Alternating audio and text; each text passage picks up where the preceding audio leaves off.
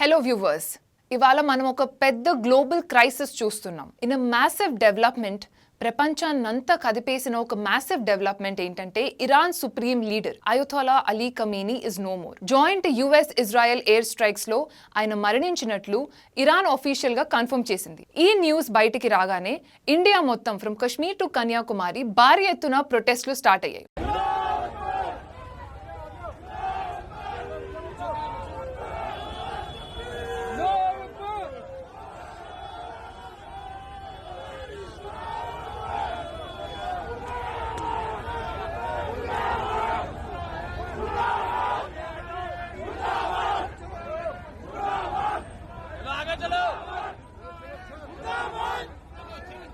ప్రజలందరూ స్ట్రీట్స్ మీద, tension is high and the world is watching. ఇక మన హైదరాబాద్ కి వస్తే the situation is very emotional and tense. Old city మొత్తం ఒక మార్నింగ్ పీరియడ్ లోకి వెళ్ళిపోయింది. పురానీ హవేలీ అండ్ ధరుల్ షిఫా ఇక్కడ తాంజీమ్ ఈ జఫీరీ లీడర్షిప్ లో ఒక భారీ ర్యాలీ జరిగింది. వందల సంఖ్యలో యూత్, ఉమెన్ అండ్ చిల్డ్రన్ నల్ల వస్త్రాలు ధరించి అమెరికా అండ్ ఇజ్రాయెల్ కి అగేన్స్ట్ గా స్లోగన్స్ ఇస్తున్నారు.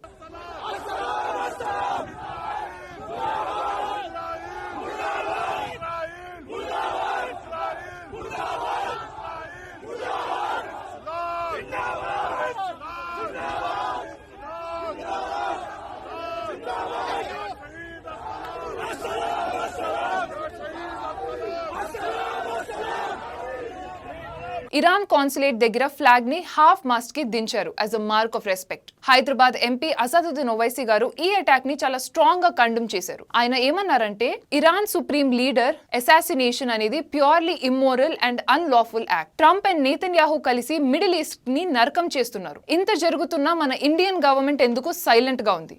We must condemn this immediately.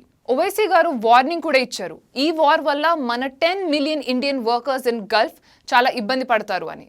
He is demanding an immediate cease fire. ఇకపోతే కశ్మీర్ టు కన్యాకుమారి. కశ్మీర్ నుండి కన్యాకుమారి వరకు ఒకటే ప్రొటెస్ట్. శ్రీనగర్ లో thousands of people black flags పట్టుకుని ప్రొటెస్ట్ చేస్తున్నారు. జమ్మూ అండ్ కాశ్మీర్ లో సెక్యూరిటీని టైట్ చేశారు.